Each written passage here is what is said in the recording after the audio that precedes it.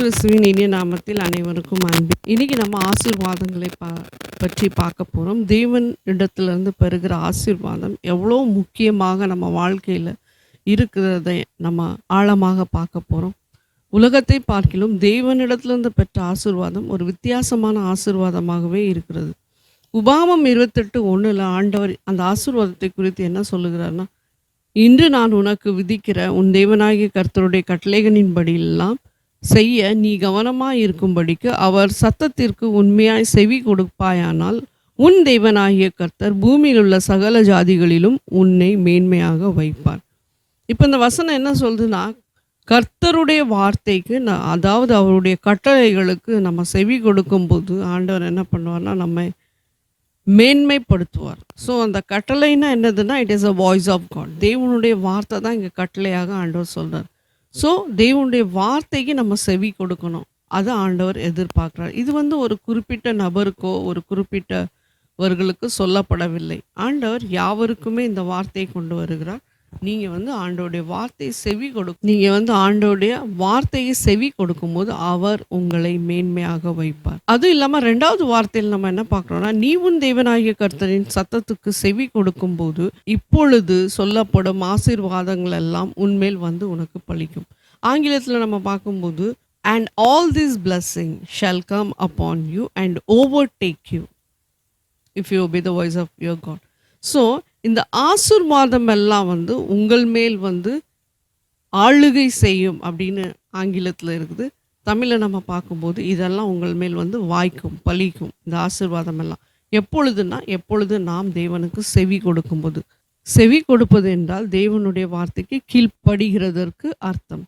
So கர்த்தர் என்ன தேடுறாருன்னா நம்ம ஒபீடியன்ஸை எதிர்பார்க்குறார். ஸோ இந்த உபாகமம் 28 நீங்கள் பார்த்தீங்கன்னா தொடர்ந்து ஆசீர்வாதங்களே ஆண்டவர் குறிப்பிட்டிருக்கிறார்.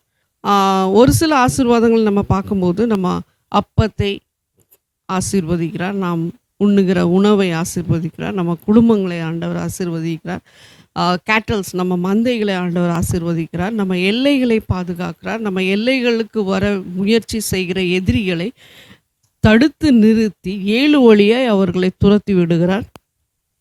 கர்த்தர் நம்மை பரிசுத்தவான்களாக நம்மை மாற்றி அவர் நம்மை பரிசுத்தப்படுத்தி நம்மை ஒரு பரிசுத்தவான்களாக பார்க்கிறார். அவர் பார்வைக்கு நாம் பரிசுத்தமானவர்களாக கருதப்படுகிறோம். அதுவும் இல்லாமல் நம்ம ஸ்பிரிச்சுவல் லைஃப்பில் நம்ம வளர்ந்து கொண்டே போகிறோம். ஸோ ஆண்டவருடைய வார்த்தைக்கு கேட்க கேட்க கேட்க உங்களில் ஒரு மாற்றம் ஏற்படும். உங்களுடைய மாற்றம் அனைவருக்கும் தெரிய வரும். நீங்கள் கனி கொடுக்கிறவர்களாக மாறுவீர்கள். அதாவது உங்கள் நிலம் ஆசீர்வதிக்கப்படும், செழிப்பாக மாறும், மழை பெய்கிற தேசமாக மாற்றப்படும். A seasonal blessing will come upon you. பரிபூர்ண நன்மை, நீங்கள் பரிபூர்ண நன்மை அடைவீங்க, நீங்கள் மேன்மை அடைவீர்கள். You will be a leaders. So இப்படிப்பட்ட ஆசீர்வாதங்கள் ஆண்டவர் சொல்லியிருக்கார். ஸோ இப்போ அநேக ஆசீர்வாதங்கள். ஸோ ஆண்டவருக்கு கீழ்ப்படியும் போது all these blessings, God did not say one blessing will come and overtake you. All these blessings அப்படின்னா இவை அனைத்தும் உங்களை சுதந்திரித்துக்கணும். எல்லா விதமான ஆசீர்வாதம் உங்களுடைய குடும்பங்களுக்கு அப்படின்னு ஆண்டவர் சொல்கிறார். பட் எப்பொழுது நாம் ஆண்டவரை தேடும்போது, அவருக்கு அடிபணியும் போது, அவரை தேடும்போது, அவரை விசுவாசிக்கும் போது, அவரை நாம் நம்முடைய முக்கியத்துவம் நம்ம கொடுக்கும்போது தேவன் நம்மை ஆசீர்வதிக்கிறவராக இருக்கிறார். So blessing of the Lord reaches beyond our imagination. உங்கள் ஆசீர்வாதம் உங்களை விட்டு யாராலையும் பறிக்க இயலாது, யாரும் அதை தடுக்கவும் முடியாது. தேவனுடைய ஆசீர்வாதம் உங்கள் எல்லையை தாண்டி மிஞ்சின ஆசீர்வாதம்னு நம்ம சொல்லலாம். ஒரு எல்லை குறிப்பிட்ட அளவுக்கு தான் உங்களுக்கு போதும், இவ்வளோ ஆசீர்வாதம் போதும் ஆண்டவர் என்னுடைய குடும்பத்துக்கு அப்படின்னு நீங்கள் நினைக்கலாம். பட் அதை தாண்டி ஆண்டவர் ஆசீர்வதிக்கிறார். ஸோ எல்லையை தாண்டி உங்களுக்கு ஆசீர்வாதம் கொடுக்குறார். ஸோ உங்களுக்கு விரோதமாக எழும்புகிற எதிரிகள், உங்கள் ஆசீர்வாதத்தை தடுக்க எழும்புகிற எதிரிகள், உங்களுடைய ஆசீர்வாதத்தை குலைச்சலாக்க நினைக்கிற சூனியக்காரர்கள் இல்லாமல் போவார்கள். ஹல்லேலூயா. ஏனென்றால் கர்த்தர் கொடுத்த ஆசீர்வாதம் பாருங்க. ஆண்டவர் உங்களை ஆசீர்வதிக்க வேண்டும் என்று நீங்கள் அனுதினமும் ஜெபம் பண்ணி ஆண்டவர் சமூகத்தில் அமரும்போது ஆண்டவர் உங்களை நிச்சயமாக ஆசீர்வதிப்பார். உங்களை ஒருபோதும் வெறுக்க மாட்டார், தள்ளி போன்னு சொல்ல மாட்டார். ஆனா, உங்களுக்கு விரோதமாக சூனியக்காரர்கள் எழும்பும்போது ஆண்டவர் அதை நிர்மூலமாக்கி போடுவார். ஒண்ணும் இல்லாம தரைமட்டமாகி போய்விடும். ஹல்லேலூயா. So, so God is blessing you when you are obedient to his voice. நம்ம இங்க பார்க்கிறது என்னன்னா, ஆண்டவர் நமக்கு அனைத்து ஆசீர்வாதங்களை கட்டளையிடுகிறார். ஆனா எப்பொழுது ஆண்டவர் ஆசீர்வதிக்க மாட்டார் அப்படின்னா, நம்ம எப்போ ஆண்டவருக்கு நம்ம கீழ்ப்படியாமல் அவருடைய வார்த்தைகளுக்கு செவி கொடுக்காமல் இருக்கும்போது தேவன் நமக்கு ஆசீர்வாதத்தை கட்டளையிடுவதில்லை. ஸோ ஆண்டவர் எப்பொழுதெல்லாம் ஆசீர்வாதம் கட்டளையிடுவதில்லையோ அப்பொழுதெல்லாம் சாபம் வந்து நிற்கும். சாபத்தை ஆண்டவர் ரிலீஸ் பண்ணணும்னு விரும்புவதே கிடையாது. உலகத்தில் இருக்கிற அனைத்து மக்களையும் ஆண்டவர் ஆசீர்வதிக்க தான் விரும்புகிறார். அவர் யாரையும் நீ சபித்து போவாய், சாபம் விடணும்னு ஆண்டவருடைய விருப்பம் கிடையாது. பட் எப்போ நம்ம கீழ்ப்படியாமல் இருக்கும் பொழுது தேவன் வந்து நம்மை ஆசீர்வதிக்க முடியாது. ஸோ ஆகவே நம்ம இங்கே பார்க்கும் பொழுது you see a curse upon your disobedient life. அந்த என்னென்ன எப்படிப்பட்ட சாபமாக மாறுதுன்னு நம்ம பார்த்தா, இங்கே disobedient leads to wilderness. இந்த ஆசீர்வதிக்கப்படவில்லை என்றால், நம்ம கீழ்ப்படியவே இல்லை என்றால், அது நமக்கு வனாந்திரத்து பாதைக்கு அழைத்து சொல்லும். ஸோ உபாகமம் 28:15 நீங்கள் பார்த்தீங்கன்னா முழுமையான சாபத்தை ஆண்டவர் கட்டளையிட்டிருக்கார். நீங்கள் தெளிவாக படித்தா தெரியும். நம்ம ஆண்டவர் கீழ்ப்படியவில்லை என்று சொன்னால் அந்த வசனங்களில் அனைத்து சாபங்கள் இருக்குது. அப்படின்னா எப்படிப்பட்ட சாபம்னா, உங்கள் ஆகாரத்தை ஆசீர்வதிப்பேன்னு சொல்கிறாரு. அதில் ஆகாரத்தில் ஆசீர்வாதம் கிடையாது. ஏன்னா இப்போ ஆதாமுடைய கதைக்கு போகும்போது ஆதாம் வந்து பரலோகத்தில் சகல நன்மையும் சுதந்திரித்தார். அது ஒரு தேவனுடைய ஆசீர்வாதம். பட் அவர் பூமிக்கு தள்ளப்படும் போது அவர் இங்கே வந்து he was struggling for food. நல்லா புரிஞ்சுக்கணும். ஹார்ட் ஒர்க் பண்ணுறாரு, ரொம்ப ஸ்ட்ரகிள் பண்ணுறாரு லைஃப்பில். அந்த ஆகாரம் சேர்ப்பதற்கு ரொம்ப ஸ்ட்ரகிள். இன்றைக்கி நம்ம பார்க்குறோம் எத்தனை குடும்பங்களில் எத்தனை பேர் ஹார்ட் ஒர்க் பண்ணுறாங்க. அவங்க ஹார்ட் ஒர்க் பண்ணுறதுனால குடும்பத்தில் சாப்பாட்டை ஆண்டவர் ஆசீர்வதிக்கார். பட் இங்கே என்னன்னா, ஆதாமுக்கு சகல நன்மை பரலோகத்தில் ஏதேன் தோட்டத்தில் இருந்தது. அவர்கள் எந்த கனியை விரும்பினாலும் புசிக்கலாம். பாருங்கள், ஈஸியாக ஆன் த டேபிள். பட் எப்போ அவர் கீழ்ப்படியாமல் போனாரோ அப்போ அவர் கீழே தள்ளப்பட்டார். எங்கே வந்துட்டார்னா ட்ராட் லேண்ட், அதாவது வனாந்திர பூமியில் தள்ளப்பட்டார். இப்போ அவர் தான் பயிரிடணும், அவர் தான் மறுபடியும் அதை ஸ்டார்ட் பண்ணும். ஸோ இப்படி ஜெனரேஷன் டு ஜெனரேஷன் இப்படியாக தான் ஸ்டார்ட் ஆச்சு இது. So he was cursed, his children were cursed. இதுதான் குழந்தைகள் சாபமாக இருப்பாங்க. அப்புறம் பேரனிட்டின்னு நம்ம பார்த்தோன்னா ஒரு ஒரு என்ன சொல்லுவோன்னா ஒரு விளைச்சல் இல்லாத பூமி. பேரனிட்டின்னு நம்ம பார்த்தோன்னா இன்ஃபெர்டிலிட்டி. அப்புறம் கன்ஃபியூஷன்ஸ், குழப்பங்கள் அதிகமாக இருக்கும். அப்புறம் நம்ம பார்க்குறது வந்து சிக்னஸ், பல விதமான நோய்கள், எல்லா விதமான நோய்கள், கன்ஃபியூஷன்ஸ், சரியான மழை பெய்யாத சூழ்நிலை, இது எல்லாத்துக்கும் தள்ளப்படுறது. அப்புறமாக சத்துருகளுக்கு முன்பதாக தோற்கடிக்கப்படுகிறது. அப்புறம் வசனத்தில் இதுவும் எழுதியிருக்குது, அவர்களுடைய மனைவியை இன்னொருத்தர் கொண்டு ஆளுகை செய்கிறது. ஸோ இதெல்லாம் சாபம். எதிரி வந்து படையெடுத்து வந்தால் அங்கே தோற்கப்படுவீர்கள். தேவன் ஆசீர்வதிக்காத நேரத்தில் இப்படிப்பட்ட சாபங்கள் எம்பவர் பண்ணும். So don't under estimate and don't think slightly. ஏன்னா இதை வந்து சாதாரணமாக எண்ணக்கூடாது. சாபம்னு சொன்னால் அது தலைமுறையாக கடந்து செல்லும். 4 தலைமுறைன்னு வேதாகமத்தில் சொல்லப்பட்டிருக்கிறது. ஆண்டவர் அந்த நியாயத்தை விசாரிப்பார். ஏன்னா தேவனை நீங்கள் தேடலை, தேவனை தேடுற குடும்பம் கிடையாது, ஜெபிக்கிற குடும்பம் கிடையாது. நீங்கள் ஆண்டவரை தேடாதவங்களாக இருக்கும்போது என்ன நடக்கும்னா சாபம் தான். அந்த குடும்பங்களில் சாபத்தை நம்ம பார்க்க முடியும். இப்போது இந்த பவர்ட்டி வந்து இந்தியாவில் நம்ம பார்க்கும்போது இந்த 15 ஆண்டுகளாக 415 million people triggered under poverty. அதாவது 15 ஆண்டுகளில் அப்படி நம்ம பார்க்கும்போது 415 மில்லியன்னா 41.5 கோடி மக்கள் அண்டர் பவர்ட்டியில் தள்ளப்பட்டிருக்காங்க. அதாவது இந்த 15 ஆண்டுகளில் 41 கோடி மக்கள் வறுமைக்கு பவர்ட்டியில் தள்ளப்பட்டிருக்காங்க. So don't underestimate. So இது வந்து it all talks about a curse. So இவ்வளோ மக்கள் பாதிக்கப்படுறாங்க, சாபத்துக்கு தள்ளப்பட்டிருக்கிறாங்க. நம்ம ஆதி ஆமத்தில் பார்க்கும் பொழுது ஆண்டவர் வந்து ஆபிரகாமை ஆசீர்வதிக்கிறார், ஒரு உடன்படிக்கை ஏற்படுத்துகிறார், உடன்படிக்கை மூலமாக அவருடைய ஆசீர்வாதத்தை தெரிவிக்கிறார். இன்னைக்கு பார்க்குற உங்க கூட ஆண்டவர் உடன்படிக்கை வைத்தார் என்றால் அதை யாராலையும் புரட்டி போட முடியாது. Because God is having a promise and agreement with you, a covenant with you. அக்ரிமெண்ட்னு சொன்னால் என்னன்னா a binding agreement between two people or between God and man. So அது நம்ம எப்படி பார்க்குறோன்னா, எக்ஸாம்பிள் நான் சொல்கிறேன்.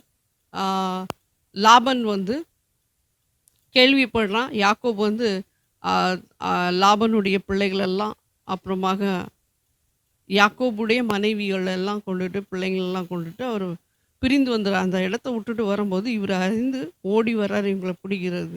பிடிபட்டோடனே சொல்கிறாரு, ஒரு ஒப்பந்தத்துக்கு போகிறாங்க, என் பிள்ளைங்களுக்கு எந்த ஒரு ஆபத்து வரக்கூடாது, ஃப்யூச்சரில் நீ இன்னும் மனைவிகளை கட்டக்கூடாது, என் பிள்ளைகளுக்கு பாதுகாப்பு கொடுக்கணும் அப்படின்னு சொல்லி லாபன் வந்து யார்கிட்ட உடன்படிக்கை பண்ணுறாருன்னா, நம்ம இங்கே பார்க்குற யாக்கோபு கூட உடன்படிக்கை பண்ணுறாரு. ஸோ அந்த ஹீப், அந்த பில்லர் வந்து ஹீப் வரைக்கும் செட் பண்ணுறாங்க, அதாவது பில்லர் ஆஃப் ஸ்டோன்ஸ் ரைஸ் பண்ணுறாங்க. அதை வந்து எப்படி நம்ம சொல்லணும்னா, குவியலாக அவங்க குவிக்கிறாங்க, அது மேலே ஆகாரம் உட்கொண்டு ஒரு உடன்படிக்கைக்கு போகிறாங்க. இது வந்து ஒரு சைன். எப்படின்னா உடன்படிக்கை, என்ன உடன்படிக்கைன்னா, என்னுடைய பிள்ளைகளுக்கு நீ ரொம்ப தூரம் நீ போனால் கூட இது ஒரு சாட்சி, என் பிள்ளைங்களுக்கு எந்த ஒரு கஷ்டம் தொல்லை கொடுக்கக்கூடாது. பெண் பிள்ளைங்களை கொடுக்குறவங்களுக்கு இது ஒரு எக்ஸ்பெக்டேஷன் இருக்கும், என்னுடைய பிள்ளை வந்து அழக்கூடாது, போகிற இடத்துல வந்து நல்ல சந்தோஷமாக இருக்கணும்னு எல்லா பெற்றோர்களுடைய எதிர்பார்ப்பு இருக்கும். அதே போல் தான் இங்கேயும் ஒரு உடன்படிக்கை பண்ணுறாங்க. ஏன்னா இவ்வளோ நாள் லாபன் வீட்டில் தான் இருந்தாங்க. ஸோ இப்போ வந்து நீங்கள் உங்கள் இடத்துக்கு போகும்போது என் பிள்ளைங்களுக்கு எந்த ஒரு ஆபத்து வரக்கூடாதுன்னு சொல்லி ஒரு உடன்படிக்கை ஏற்படுத்துகிறார். உடன்படிக்கைன்னா ஒரு அக்ரிமெண்ட், அது வந்து பிரேக் பண்ண முடியாது. ஸோ அதுக்கு வந்து யாக்கோபு வந்து காலீத் அப்படின்னு பெயர் வைக்கிறாரு. அவர் வந்து லாபன் ஜெகர் ஷஹுதாத்தா அப்படின்னு பெயர் வைக்கிறாரு லாபன்.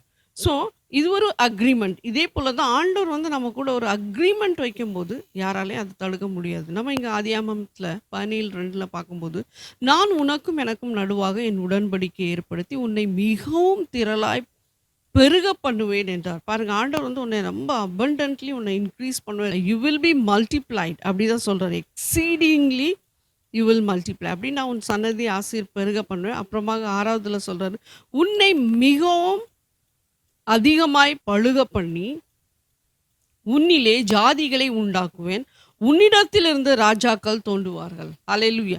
பாருங்க, உன்னை ரொம்ப பெருக பண்ணுவேன், பெருக பண்ணி உன்னிடத்திலிருந்து ராஜாக்களை தோன்ற வைப்பேன் அப்படின்னு சொல்றாரு. I will establish a nation from you அப்படின்னு ஆண்டவர் சொல்றாரு. And I will make you exceedingly fruitful. பழுக பண்ணுவேன் அப்படின்னா, பழுக பண்ணுவது என்ன அர்த்தம்னா, எக்ஸீடிங்லி, நீங்கள் அதிகமாக கனி பெறுகிறவர்கள். உங்களால் முடியாது, ஆனால் தேவன் உங்கள் கூட இருக்கும்போது அதிகமாக நீங்கள் கனி பெறுகிறவர்களாக ஆண்டவர் உங்களை மாற்றுவார். ஸோ ஆண்டவருடைய ஆசீர்வாதம் உங்கள் கூட இருக்கும்போது நீங்கள் வந்து abundantly பியாண்ட் பிளஸடாக இருப்பீங்க. அதுதான். ஸோ ஆப்ரஹாம் எங்கேருந்து வர்றார் நல்லா பார்க்கும்போது, Abraham coming from the pagan world, heathen வேர்ல்ட்லேருந்து வர்றாரு. அவருடைய ஃபாதர் வந்து பேகனிஸ்டிக் வர்ஷிப்பர். பட் தேரா, அவருடைய பேர் வந்து தேரா. அவர் வந்து அந்த ஊர் என்னும் சொல்லப்படுகிற அந்த சால்டியா பட்டணத்தை, இன்னைக்கு சொல்லுகிற அந்த பாபிலோன் தேசத்தை விட்டுட்டு குடும்பமாக வர்றாங்க. ஸோ குடும்பமாக கிளம்பி வருவதற்கு முன்பதாக ஹாரன் சொல்லப்படுகிற அவருடைய மகன் வந்து அங்கே மரித்து போய்கிறார்.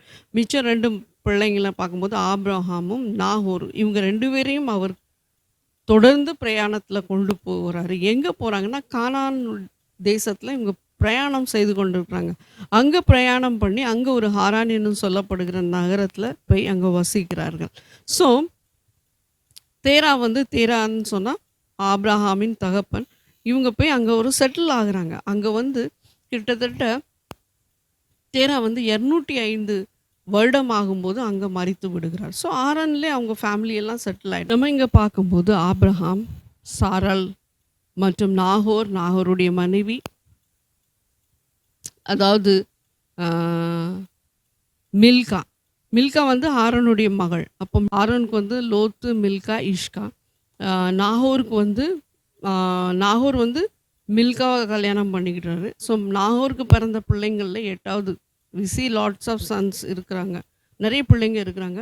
அந்த நிறைய பிள்ளைங்கள கடைசி பிள்ளைய பார்க்கும்போது பெத்துவேலுக்கு பிறக்கிற பிள்ளை தான் வந்து ரெபேக்காவை தான் ஐசாக் வந்து கல்யாணம் பண்ணுறாரு. ஸோ ஆபிரகாமுக்கு ரொம்ப வயதாகி குழந்தை இல்லாத பட்சத்தில் ஐசாக் வந்து ரொம்ப லேட்டாக தான் பிறக்கிறாரு. ஸோ ஐசாக்கும் ரெபேக்காவுக்கும் இங்கே கல்யாணம் நடக்குது. அதுதான் இப்படி இவங்களுடைய டிசண்டன்ஸ் இப்படி ஸ்ப்ரெட் ஆகுறாங்க. So God was leading Abraham throughout the journey. ஆண்டவர் வந்து அவர்களுடைய பிரயாணத்தில் கூடவே இருந்தார், கூடவே அவர்களை வழி நடத்தி சென்றார். இங்கே நம்ம பார்க்கும்போது ஆதியாகமம் 26 கூட 26 நம்ம பார்க்கும்போது ஈசாக்கு வந்து ஆசீர்வதிக்கப்பட்டிருக்கார். ஈசாக்கு எப்படி ஆசீர்வதிக்கப்பட்டார்னா ஆண்டவர் அந்த ஆசீர்வாதம் அவருடைய குமாரருக்கு அப்படியே கடந்து போகுது பாருங்கள். ஜெனரேஷனல் பிளஸ்ஸிங்ஸ் எப்படி நம்ம ஜெனரேஷனல் கர்வ்ஸ் பார்க்குறோமோ அதே மாதிரி generational blessing is transferred to the descendants. இங்கே பார்க்கும்போது ஈசாக்கு அந்த தேசத்தில் விதை விதைத்தான். கர்த்தர் அவனை ஆசீர்வதித்ததினாலே அந்த வருஷத்தில் 100 மடங்கு பலன் அடைந்தான். அவன் ஐஸ்வர்யவானாகி வர வர விருத்தி அடைந்து மகா பெரியவனானான். ஹல்லேலூயா. அநேக 14வது வசனத்தில் அநேக படைவிடக்காரரும் இருந்தபடினால பெலிஸ்தர் அவன் பேரில் பொறாமை கொண்டார்கள். ஸோ இங்கே நம்ம பார்க்கும்போது ஈசாக்கு வந்து விதை விதைத்தான். அந்த ஒரு வருஷத்தில் அவன் 100 மடங்கான கனியை கண்டுவிட்டான். ஸோ ஆண்டவர் அவன் கூட இருந்ததுனால இவ்வளோ ட்ரெமெண்டஸ் பிளஸ்ஸிங், கம்ப்ளீட் பிளஸ்ஸிங் நம்ம சொல்லலாம், பர்ஃபெக்ஷன். அவன் பெரிய மகா ஐஸ்வர்யனாக மாறிட்டான். எப்படி பெரிய ஐஸ்வர்யவானாகினான்னா அவன் ஆண்டவருக்கு கீழ்ப்படிஞ்சான். அதுவும் இல்லாமல் அவன் பணிவிடைக்காரர் நிறைய இருந்தாங்களாம். அப்படின்னா சர்வன்ட்ஸ் மெய்ட்ஸ் வந்து அதிகமாக இருந்தபடினால இதை பார்த்து பிலிஸ்தியர்கள் பொறாமை கொண்டார்கள். அல்லேலூயா. ஸோ எவ்வளோக்குள்ள அவங்களுடைய ஆஸ்தி பாருங்கள். ஆசீர்வாதம் தேவன் ஆசீர்வதித்தால் அந்த ஆசீர்வாதம் நிரம்பி நிற்பதில்லை, அது பெருகி கொண்டே இருக்கும். அல்லேலூயா. ஸோ அதுதான் தேவனுடைய ஆசீர்வாதம். நம்ம இங்கே எலியா கதையை பார்க்கும்போது ஜராஃபத் என்னும் சொல்லப்படுகிற இடங்களுக்கு ஆண்டவர் எலியாவை அனுப்புகிறார். எலியா வந்து தன் வாயினாலே சொல்கிறார் ஆகாபு கிட்ட. எப்படி சொல்கிறாருன்னா, இப்பொழுதே இங்கே என்ன ஆகும்னா மழை வராது, 3 ஆண்டுகள் கடினமான மழை வராமல் பஞ்சத்தில் நீங்கள் போவீங்கன்னு சொன்ன உடனே பஞ்சத்தில் போயிடுச்சு. இப்போ பஞ்சத்தில் போன உடனே இவர் வாயால் இவர் சொல்லி பஞ்சத்துக்கு போன உடனே இப்போ இவர் ஓடுறார் ஆகாரத்துக்காக. எங்கே அப்படின்னு சொன்னால் அங்கே வந்து அந்த விதை வந்து அந்த meal just handful of a meal, அவ்வளோதான். கடைசியாக சாப்பிட்டு அவங்க என்ன நினைக்கிறாங்கன்னா பஞ்சம்னா நம்ம பாதுகாக்க முடியாது, ஸோ பஞ்சத்தினால நம்ம சாக போகிறோம், அதுதான் கடைசி மீல் அப்படின்ட்டு கொஞ்சம் விறகு பறக்கிட்டு இருக்கும்போது எலியா சொல்கிறார் எனக்கு கொஞ்சம் அப்பம் தான். அவர் சொல்கிறார் இருக்குது கொஞ்சோலாம் மாவு, கொஞ்சோலாம் தான் எண்ணெய் இருக்குது, வேறு ஒன்றுமே கிடையாதுன்ட்டு அப்படின்னு சொல்லி சார் அதுலேயும் கொஞ்சம் கொண்டு வா அப்படின்னு சொல்லும் போது அந்த தேவ மனுஷன்ட்ட அவள் கொண்டு வர்றதுனால அவள் குடும்பம் ஆசீர்வதிக்கப்படுகிறது. இங்கே நம்ம பார்க்குறோம் 1 ராஜாக்கள் 17:14 கர்த்தர் எலியாவை கொண்டு சொன்ன வார்த்தையின்படியே பானையிலே செலவழிந்து போகவும் இல்லை, கலசத்தின் எண்ணெய் குறைந்து போகவும் இல்லை. அப்போ எனக்கு கொண்டு வா, உன் வீட்டில் எப்போவுமே எண்ணெய் குறையாது மாவும் குறையாது அப்படின்னு சொன்ன அந்த வார்த்தையின்படியே அவள் வீட்டில் நிரம்பி வழிஞ்சுது பாருங்க. பஞ்சம் காலத்தில் கூட அப்பம் தண்ணீருக்கு குறைவே இல்லை, தட்டுப்பாடு இல்லை. ஹல்லேலூயா. இதுதான் பெரிய ஆசீர்வாதம். உலகம் இன்னைக்கு எங்கே போகுதுன்னா டெப்ரிசியேஷனில் போயிட்டு இருந்தது, எக்கனாமிக்கலி டெப்ரிசியேஷன் நம்ம பார்க்குறோம், வேர்ல்டு எக்கனாமிக்கலி ஸ்ட்ரிக்கன். ஸோ இந்த காலகட்டத்தில் கூட ஆண்டவர் நம்மை அற்புதமாக வழி நடத்தி நம்ம ஆகாரங்களை ஆசீர்வதித்து போஷித்து வரும்போது நிச்சயமாகவே தேவனால் மட்டும்தான் இதை செய்ய முடியும். ஆனால் இங்கே என்னன்னா எலியா ஒரு தீர்க்கதரிசியின் வாயிலிருந்து வந்த வார்த்தையின்படியே நடந்தது என்று வேதாகம் தெரிவிக்கிறது. ஸோ ஆண்டவருடைய பிள்ளைங்களுக்கு ஒரு தனி ஆசீர்வாதம் பாருங்கள். ஒரு பிளைண்ட் ஃபெய்த்தில் தான் போகிறாரு. He had a faith. Blind ஃபெய்த்ன்னு நான் ஏன் சொல்கிறேன்னா ஒரு பெரிய ஆழமான விசுவாசம் ஆண்டவர் மேலே. ஆண்டவர் சொன்னால் அது கண்டிப்பாக செய்வார். அல்லேலூயா. அப்படி தான் எலியா போகிறார், ஏன்னா அவர் ஆண்டவருடைய பிள்ளையாக இருந்தார். ஸோ இன்றைக்கி நம்ம பார்க்குறோம் உலகம் வந்து ஓரளவுக்கு வலுவடைந்து கொண்டு இருக்குது. ஏன்னா இன்றைக்கி க்ரோயிங் விசி இன்ஃப்ராஸ்ட்ரக்சரில் நம்ம பார்க்குறோம். அதுவும் இல்லாமல் இன்னைக்கு நம்ம இருக்கிற இந்த மாடர்ன் சொசைட்டில ஒரு வளர்ச்சி தேசம் வந்து வளர்ச்சி பாதையில போயிட்டு இருக்கு. சயின்டிஃபிக்கலியா நீங்க பார்க்கலாம். எந்த வழியிலயாவது நீங்க பார்க்கும்போது politically in every way the world is triggering. Economically கூட ட்ரிகர் ஆனாலும் ஒரு சைடில் இன்ஃப்ளேஷன் நம்ம பார்க்கலாம், ப்ரைஸ் ட்ராப்ஸ் ஆகுது. இன்னொரு பக்கம் நீங்கள் பார்த்தீங்கன்னா starvation, it is hitting the people. நம்ம பார்க்குறோம் 9 million people tie per year under starvation. அதுவும் இந்தியாவில் 2 மில்லியன் மக்கள் ஆகார பற்றாக்குறையில் மாதம் மாதம் மரித்து போகிறார்கள். 2 மில்லியன் மக்கள். ஹல்லேலூயா. ஸோ இது இவ்வளோ மக்கள் 2 மில்லியன் பீப்புள் வந்து ஸ்டார்வேஷனில் மரித்து போகிறாங்க. இப்படிப்பட்ட மக்கள் சாகுறாங்க பாருங்க, ஆகாரம் பற்றாக்குறையினால. ஸோ ஆண்டோடைய ஆசீர்வாதம் ரொம்ப முக்கியம் நம்ம வாழ்க்கையில் இருக்க வேண்டியது. ஏன் அப்படின்னு நம்ம பார்த்தா இந்த கேர்ஸ் வந்து பாருங்க விடுறதே இல்லை. எவ்வளோதான் நீங்கள் ஹார்ட் ஒர்க் பண்ணுங்க, எவ்வளோதான் ஈல்டு பண்ணுங்க, உங்ககிட்ட நல்ல டேலண்ட்ஸ் இருக்கும், நல்ல ஒரு உங்ககிட்ட அவ்வளோக்குள்ள ப்ரில்லியண்ட்டாக நீங்கள் இருப்பீங்க. பட் எப்போ இந்த சாபம் நமக்குள்ள இருந்துச்சுன்னா நம்மளால மேலே வரவே முடியாது. நீங்கள் சாதிக்கணும்னு நினைப்பீங்க, சாதிக்கவே முடியாமல் விழுந்து போவீங்க. ஸோ இது வந்து சாபம். ஸோ இதை நம்ம எப்படி ஐடென்டிஃபை பண்ணுவோம்னா இப்படி தான். ஹார்ட் ஒர்க் நம்ம பண்ணுவோம், பட் ஈல்ட் பண்ண முடியாது, ஃப்ரூட் ப்ரொடியூஸ் பண்ண முடியாது. நீங்கள் நல்ல உங்ககிட்ட எல்லா பொட்டென்ஷியல் இருக்கும், டேலண்ட்ஸ் இருக்கும், but you can't do that. So அதான் நம்ம பார்க்குறோம் great different between a wilderness and a prolific. Wilderness நம்ம பார்த்தோன்னா வனாந்திரத்தில் நோ ஃபெர்டிலிட்டி, நோ ப்ராலிஃபிக், ஒரு பசுமை கிடையாது.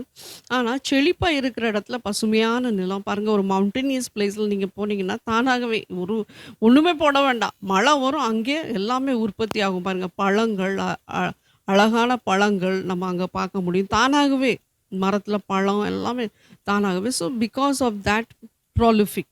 ஸோ அந்த பசுமை, அந்த செழிப்பு அங்கே இருக்கிறபடினால, ஏன்னா சீசனும் ஒரு காரணம், ஆண்டவர் அப்படிப்பட்ட சீசனை அங்கே ஏற்படுத்துகிறார்.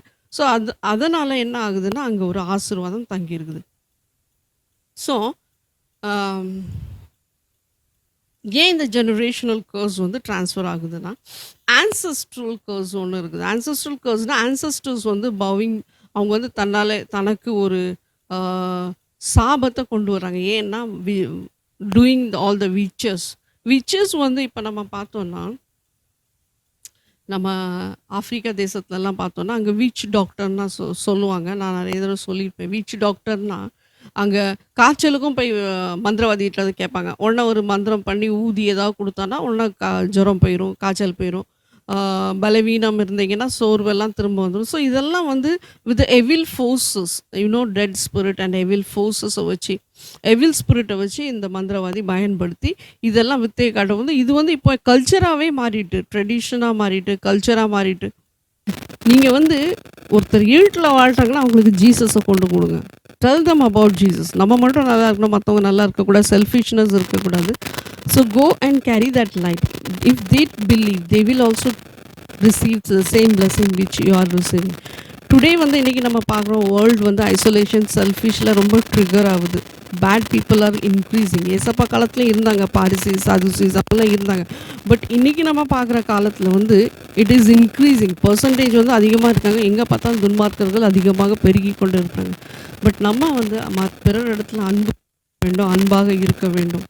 அப்படி நம்ம அது நீங்கள் வந்து தேவையில்லாத மந்திரவாதிகிட்ட போய் பணத்தை செலவு பண்ணிக்கிட்டு, நீங்கள் ஒரு மந்திரவாதிகிட்ட போனீங்கன்னா அவங்ககிட்ட எவ்வளோ டிமாண்ட் பண்ணணும், அவ்வளோ கொடுக்கணும். நிறைய நான் கேள்வி கூட பட்டிருக்கேன். ஹாஸ்பிட்டல் கூட அவ்வளோ செலவு பண்ணாங்க. ஒரு ஃபோன் கால், எனக்காக ஜெபம் பண்ணுங்கள். ப்ரேயர் தொடர்ந்து நீங்கள் கான்டாக்டில் இருக்கணும். ஒரு தடவை நீங்கள் ரிமைண்ட் பண்ணிட்டு அப்படியே விட்டுடுறீங்க. அப்புறம் அவங்களும் நிறைய ப்ரேயர் ரிக்வஸ்ட் வரும்போது ஒரு சில நேரத்தில் என்ன ஆகும்னா மிஸ் பண்ணிடுவாங்க. So that's why you are not getting a blessing. Don't go to மந்திரவாதி and spending your lakhs of moneys. People இன்றைக்கி நம்ம பார்க்குறோம், நிறைய பேர் நான் கேள்விப்பட்டிருக்கிறேன், நிறைய பேர் வந்து மந்திரவாதிகிட்டலாம் போய் நிறைய செலவு பண்ணுறாங்க. எதுக்குன்னா ரொம்ப பணம் பெருகிறதற்கு, பணம் பற்றாக்குறை இருக்கிறதுனால. இன்றைக்கி உலகம் ஒரு சைடில் வந்து அடி வாங்குறதுனாலும் நம்ம ஆண்டவர் சார்ந்து வந்து தேடும் போது நிச்சயமாக ஆண்டவர் நம்மளை ஆசீர்வதிக்கிறார். அவருக்கு நம்ம நிறைய கொடுக்க வேண்டாம். நம்ம ஆண்டவரை ஹானர் பண்ணும்போது, அவரை மகிமைப்படுத்தும் போது ஆண்டவர் நிச்சயமாக ஆசீர்வதிக்க. மோசே காலத்தில் நம்ம பார்க்கும்போது சர்ச் வாஸ் பேலன்ஸ்ட். வந்து குடுப்பாங்க. அவங்களே தானாக வந்து குடுப்பாங்க. போய் கேட்க வேண்டிய அவசியமே இல்ல. அதுவும் இல்லாம இயர்லி சர்ச்ல கூட விருப்பப்பட்டு அவங்களே ஆண்டவருக்காக போய் செலுத்தின காலம் ஒண்ணு இருந்தது. ஆனா இப்போ உள்ள காலத்துல நம்ம பார்க்கும்போது என்னன்னா, அ ஊழியக்காரங்க நெறைய இடத்துல நான் பார்த்துருக்கேன். ரொம்ப கஷ்டப்பட வேண்டிய சூழ்நிலைக்கு தள்ளப்பட்டுருக்காங்க. ஊழியங்கள் பல விதத்துல இருக்கு. மிஷனரீஸ் மட்டும் தான் ஊழியம்னு இல்ல. சபை வச்சிருக்கிறவங்களும் அவங்களும் ஆத்துமாவுக்கு பயங்கர பாடு உண்டு. மிஷனரீஸ் ரொம்ப பாடுபடுறாங்க. இல்லன்னு நான் சொல்லல. நெறைய பேருக்கு ஒவ்வொரு ஊழியம் இப்ப பாருங்க, அம் சாது சுந்தர் சிங். அவர் எவ்வளோ ஊழியத்துக்கு தன்னை வெறுத்து, தன்னையே அர்ப்பணித்து பிரயாணத்தில ஈடுபட்டார். அற்புதமாக ஊழியத்த செய்தார். ஆனா, இன்னைக்குள்ள காலகட்டத்தில நம்ம பார்க்கும்போது, ஒவ்வொருத்தருக்கும் வித்தியாசமான அழைப்புகள் உண்டு. ஸோ, அந்த அழைப்பின்படி அவங்க ஊழியம் செய்றாங்க. ஸோ, அந்த சர்ச்‌க்கு வந்து நம்ம உதவியா இருக்கணும். மீடியாஸ நம்ம பார்க்குறோம். மீடியா மினிஸ்ட்ரி எல்லாம் ரன் பண்றதெல்லாம் ரொம்ப கடினம். ரொம்ப கஷ்டம். அதெல்லாம் யாரும் சொல்றதில்ல. பட் அதையும் நம்ம தாங்கலாம். இந்த ஊழியங்கள நம்ம தாங்கும்போது, நிச்சயமாக அந்த நன்மை வந்து நம்ம குடும்பங்களுக்கு அந்த ஆசீர்வாதம் ஆண்டவர் ஒரு குறை இல்லாம நமக்கு உதவி செய்வார்.